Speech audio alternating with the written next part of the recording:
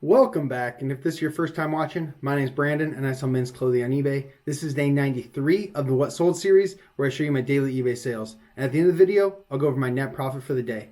Let's not waste any time, let's jump right into those sales. The first sale of the day is this vintage band t-shirt from Dick Clark's American Bandstand. This sold, it took over 4 years to sell, and it sold for the full sale price of $5 plus shipping. This was one of my 22 oldest items that got auctioned off about 2 or 3 weeks ago. It didn't get any bids, so I just relisted it as a buy it now for that same starting bid, and it sold within a couple weeks for the sale price of $5 plus shipping. I can't believe I've had this item for 4 years. I should have just donated it long ago, but I'm happy to get these old items out of my store and get my store cleaned up a little bit. Sale number 2, a brand that I love selling, Vuori. This is a Vuori tank top in a men's medium. It took 3 days to sell and it sold for full price $20 plus shipping. Anything Vuori does really well.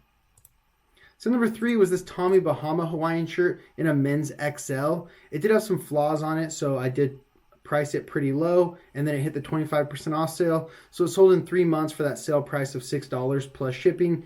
Anytime that I have an item that has a flaw and it isn't an item that sells well with flaws, I do price it down way, way low, and I'm happy to let it go for a super low price. I don't like my store being filled up with items that have flaws that aren't that desirable. I'd much rather just move them, get the money back, or recoup as much as I can and move on to the next item.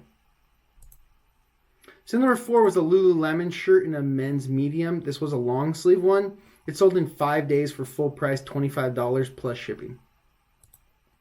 So number 5 was a Built drop cut hoodie. It was also a Henley button one and in a size medium. It sold in 42 days for a best offer of $25 plus shipping. I think the Built shirts are getting a little oversaturated and the price has come down on them, but the outerwear seems to be doing really well. The bigger jackets are selling for 50 plus, and this even lightweight hoodie still sold for 25 bucks pretty quickly. So number 4 was a Lucky Brand flannel shirt in a men's XL. This one did have the snap buttons. It sold in 23 days for full price $20 plus shipping. I'm actually really happy with this sale, and I'm actually really happy with sales similar to this, where it's a very common brand, an item that you can find very often and for very cheap, and it sells quickly for a decent price. So I love finding items within brands that are very common, that I can find often but still sell for a good profit, and this fits right in that category. So number 7 was a Carhartt sweatshirt in a men's 2XL. This one was only a little quarter zip, but it was a rain defender. So it sold in 1 day for a best offer of $23 plus shipping. So number 8 was this Gymshark hoodie in a men's XL. This took about 3 months to sell and it sold for a best offer of $24 plus shipping. So number 9, this is a cool Hawaiian shirt. This is a RJC Hawaiian shirt, but it is one of the Mele Kalikimaka Christmas ones. It was also new with tags. If this was a rain spooner, it would have probably sold for $50 to $60, maybe even a little bit more because it was new with tags. But RJC is a much less desirable brand. So this one sold in 4 months for a best offer of $25 plus shipping.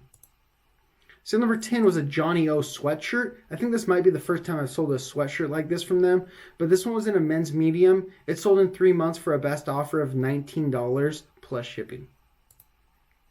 The next 3 sales all went to the same buyer. They're all Brooks & Dunn Western shirts.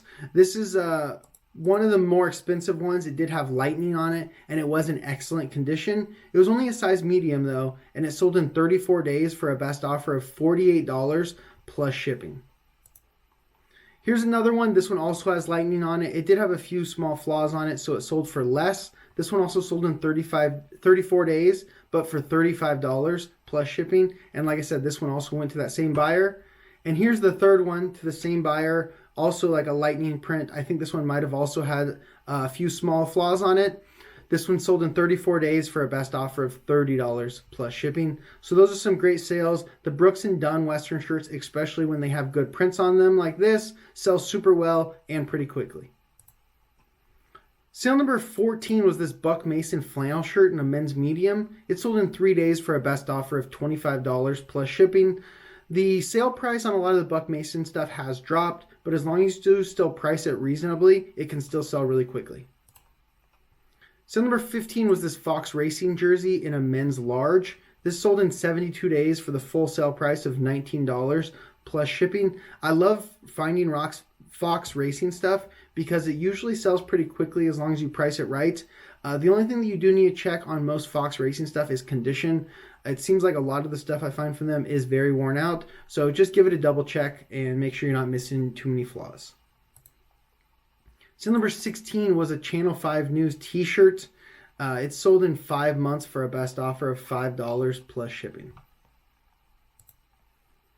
Sale number 17 was a pair of Under Armour golf pants in a men's 42 by 30. These sold in 63 days for a best offer of $20 plus shipping. Sale number 18, I really like this one. This is a Rain Spooner Mille Kalikimaka, one of the Christmas shirts. This was in a men's large, and it was from the 80s. It was a 1989, and it did have the yellow label. This you could tell that it's from the 80s if it has this label, and these are some of the most desirable Rain Spooners. And obviously, this is a good time to be selling Christmas ones. This one sold in 79 days for the full sale price of $51 plus shipping.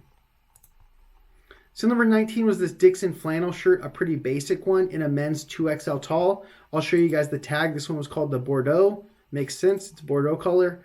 And it sold in 35 days for a best offer of $28 plus shipping. Sale number 20 and the final sale of the day was this Carhartt shirt in a men's large. It was new with tags, but it did have a couple small marks on it just from being stored and thrown around in the thrift store. That happens sometimes with new with tagged items, so you do want to be careful when picking up new with tags items from thrift stores because there may still be marks or flaws on them even though they're new with tags. But this one sold in 1 day for full price $23 plus shipping. That's it for the sales. Let's jump into those numbers.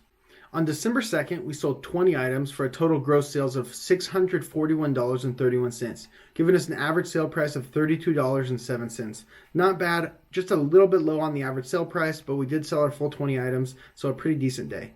Let me show you guys the real selling costs and net sales. Those ones are inaccurate.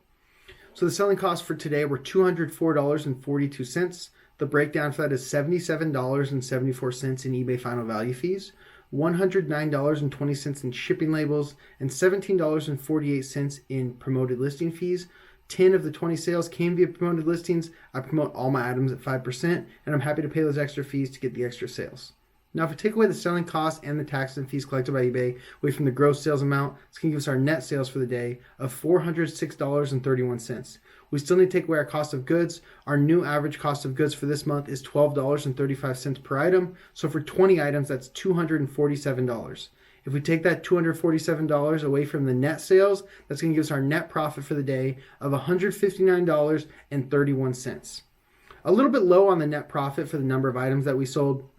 Our average sale price was a little bit lower than we'd like it to be. If we can get it up closer to that $35 range, then we'd be right where we want to be. But overall, a pretty decent day. And I sold less items than yesterday, less gross sales than yesterday, and made a good amount more money because the average sale price was higher and I was making more profit per item. So I am trying to get that average sale price up closer to $35 every single day. And then the days that I do go way over the average sale price of $35, then I'm just going to make that much more profit.